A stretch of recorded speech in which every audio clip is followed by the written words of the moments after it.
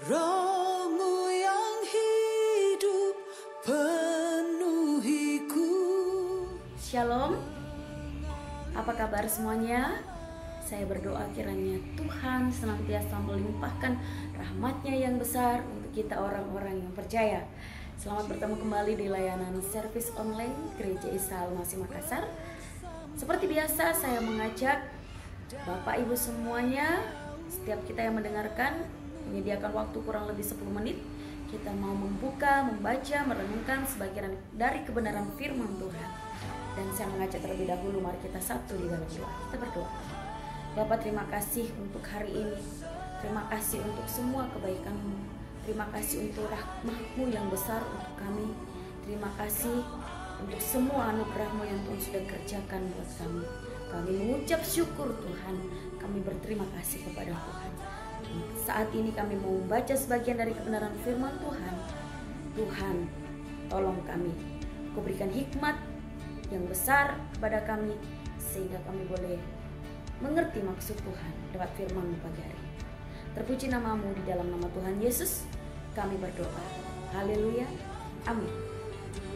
Nah, saudaraku yang kekasih, 2 hari yang lalu kita memperingati peristiwa kenaikan Tuhan Yesus ke surga.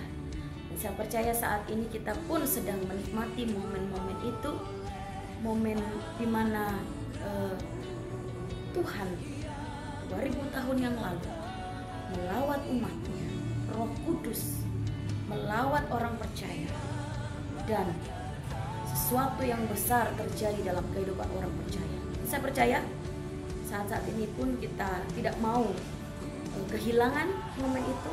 Kita pun rindu Tuhan melawat hidup kita. Kita pun rindu Tuhan menjamah hidup kita.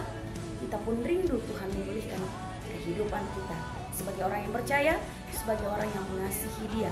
Oleh sebab itu pagi hari ini saya mengajak kita semuanya membuka kisah yang sudah tidak asing lagi tentunya di momen seperti saat ini. Kisah yang ada di Kisah Para Rasul pasal 4 ayat 31 hingga ayat 35. Demikian bunyi firman Tuhan. Saya bacakan secara cepat. Kisah Para Rasul 4 ayat 31 sampai 35. Dan ketika mereka sedang berdoa, goyanglah tempat mereka berkumpul itu, dan mereka semua penuh dengan Roh Kudus. Lalu mereka memberitakan firman Allah dengan berani. Cara hidup jemaat. Adapun kumpulan orang yang telah percaya itu, mereka sehati dan sejiwa, dan tidak seorang pun yang berkata bahwa sesuatu dari kepunyaannya adalah miliknya sendiri, tetapi segala sesuatu adalah kepunyaan mereka bersama. Dan dengan kuasa yang besar, rasul-rasul memberikan kesaksian tentang kebangkitan Tuhan Yesus, dan mereka semua hidup dalam kasih karunia yang melimpah-limpah. Sebab tidak ada seorang pun yang berkekurangan di antara mereka, karena semua orang yang mempunyai tanah atau rumah menjual kepunyaan itu, dan hasil penjualan itu mereka bawa, dan mereka letakkan di depan kaki rasul-rasul, lalu dibagi-bagikan kepada setiap orang sesuai dengan keperluannya. Ya, saya percaya sebagai orang percaya kita mengenal peristiwa ini, peristiwa di mana orang percaya dilawat oleh Tuhan. Mereka menanti-nantikan Tuhan melawat hidup mereka. Roh Kudus menjamah melawat hidup mereka. Dan saat itu juga ketika mereka menyerahkan hidup mereka kepada Tuhan, ketika mereka menyerahkan hidup mereka sungguh-sungguh kepada Tuhan, lewat doa mereka kepada Tuhan, Roh Kudus mengubahkan kehidupan mereka. Roh Kudus menjamah hidup mereka. Bahkan kita melihat kehidupan yang berubah 180 derajat terjadi dalam kehidupan orang-orang percaya saat itu. Oleh sebab itu pagi hari ini, renungan firman Tuhan yang saya ingin bawakan, saya beri judul Roh yang Mengubahkan. Ya, saya percaya kita melihat ada perbedaan yang besar terjadi dalam kehidupan orang-orang percaya yang murid-murid Tuhan saat itu, yang dahulunya mungkin mereka adalah pecundang seperti Petrus, pengkhianat seperti Petrus. Mereka diubahkan oleh Tuhan menjadi orang yang setia pada Tuhan.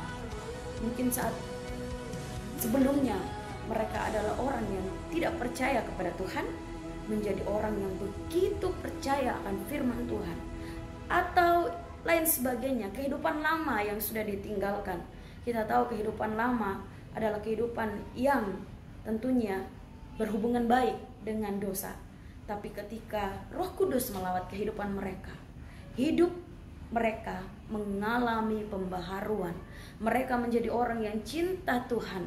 Kita melihat tadi firman Tuhan katakan mereka adalah orang yang ada di dalam suatu perkumpulan di dalam hadirat Tuhan. Mereka adalah orang yang senang memuji Tuhan. Mereka adalah orang yang menjadi orang yang beribadah kepada Tuhan, berdoa sungguh-sungguh kepada Tuhan. Itulah kehidupan orang percaya saat itu yang mengalami jamahan Tuhan. Kehidupan mereka diubahkan oleh Tuhan, mengalami pembaharuan Tuhan, menjadi orang yang mengasihi Tuhan. Itu menjadi poin pertama. Orang yang diubahkan oleh Roh Tuhan, yang kehidupannya dipimpin oleh Tuhan, adalah orang yang hidupnya mengalami suatu pembaharuan dari tidak cinta Tuhan menjadi cinta Tuhan. Itu poin pertama. Dan itulah yang terjadi dalam kehidupan jemaat Bonang Murah. Yang kedua, ketika Roh Allah, ketika Roh Tuhan, ketika Roh Kudus itu mengubahkan, maka kehidupan orang percaya adalah kehidupan yang menjadi kesaksian.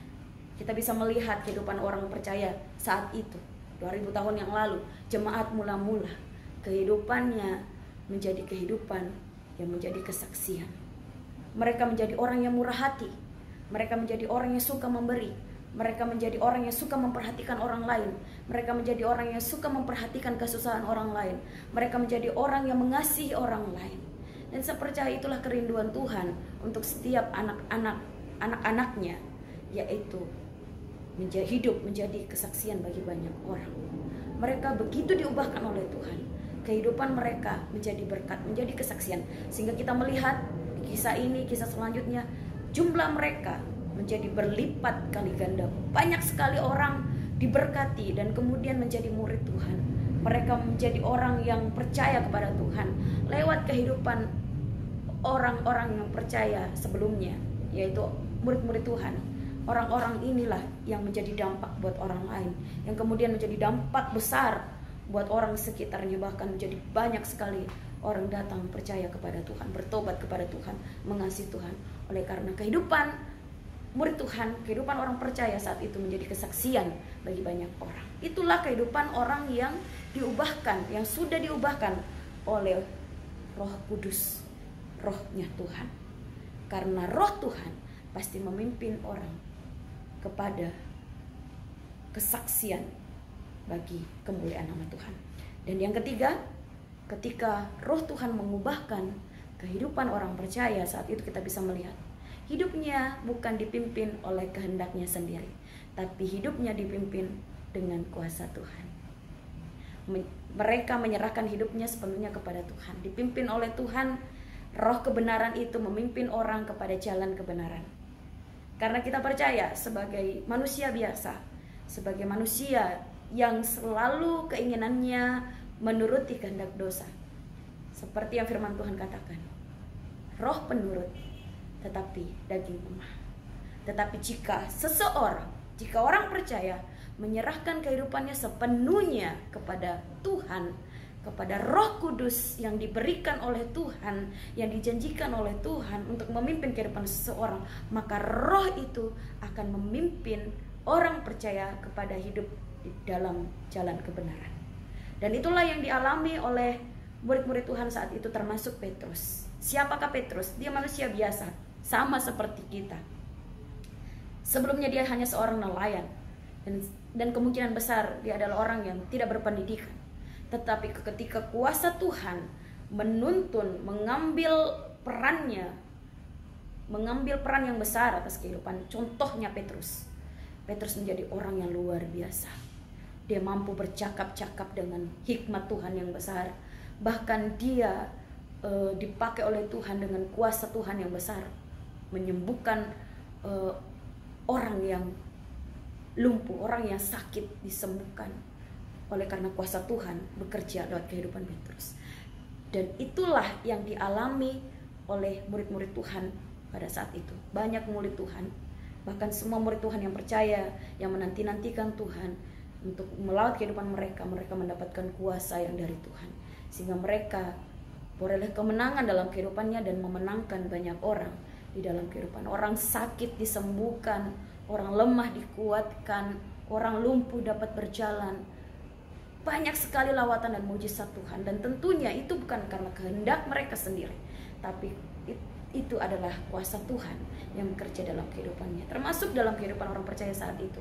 Mereka tidak akan mampu hidup menang, hidup di dalam jalan kebenaran, kalau bukan karena kuasa Tuhan yang memimpin hidup mereka, kalau bukan roh kebenaran itu yang menguasai kehidupan mereka. Mereka tunduk dan taat atas kebenaran, atas pimpinan Tuhan untuk mereka. Dan saat ini, mari kita melihat kehidupan kita sebagai orang percaya. Bagaimanakah hidup kita?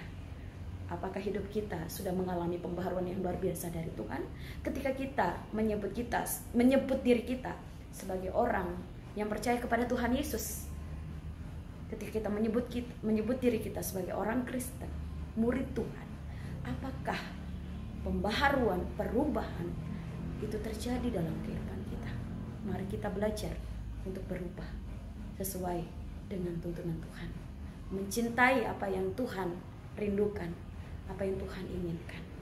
Dan berikutnya, apakah kehidupan kita sudah menjadi kesaksian? Saat-saat seperti ini saatnya kita bersaksi bagi banyak orang. Tidak harus lewat sesuatu yang besar. Lewat apa yang ada pada diri kita, lewat perkataan kita, lewat gaya hidup kita, atau lewat sedikit atau banyak apa yang kita punya. Hidup menjadi kesaksian. Sudahkah kita menjadi kesaksian? Ketiga, marilah kita hidup dengan kuasa Tuhan. Saat-saat ini kalau kita tidak hidup dengan kuasa yang dari Tuhan, dengan kekuatan yang dari Tuhan, maka kita akan lemah, kita akan jatuh, kita tidak akan menang. Tapi biarlah kuasa Tuhan, pimpinan Tuhan, itu senantiasa menjadi kekuatan, menjadi sesuatu yang kita andalkan, yang menguasai kehidupan orang percaya, kehidupan kita saat-saat seperti hari-hari ini. Biarlah Roh Kudus, Roh Allah, Roh kebenaran yang selalu menyertai kita andalkan setiap hari di dalam kehidupan kita. Bukan saat momen seperti ini saja kita mengingat Dia, tapi biarlah dalam kehidupan kita yang nyata setiap hari, kita tahu bahwa Tuhan tidak pernah meninggalkan kita, karena Roh Kudus itu diberikan oleh Tuhan untuk menyertai kehidupan kita. Tuhan beserta dengan kita. Tuhan Yesus memberkati. Kita berdoa. Terima kasih banyak Tuhan. Kami bersyukur kami punya Tuhan yang luar biasa dalam kehidupan kami. Engkau Allah yang tidak pernah meninggalkan kami, karena Engkau Tuhan yang sudah memberikan Roh Kudus-Mu untuk kami. Termasuk di saat-saat seperti ini, kami percaya kuasa Tuhan sedang bekerja melawat hidup kami. Biarlah hidup kami boleh menjadi kesaksian bagi banyak orang, Tuhan. Kami percaya rahmat Tuhan, berkat Tuhan yang melimpah, itu selalu menjadi bagian buat kami, karena kami hidup oleh karena kasih karunia Tuhan. Terima kasih banyak Bapa, di dalam nama Tuhan Yesus kami mengucap syukur, kami berdoa. Haleluya. Amin.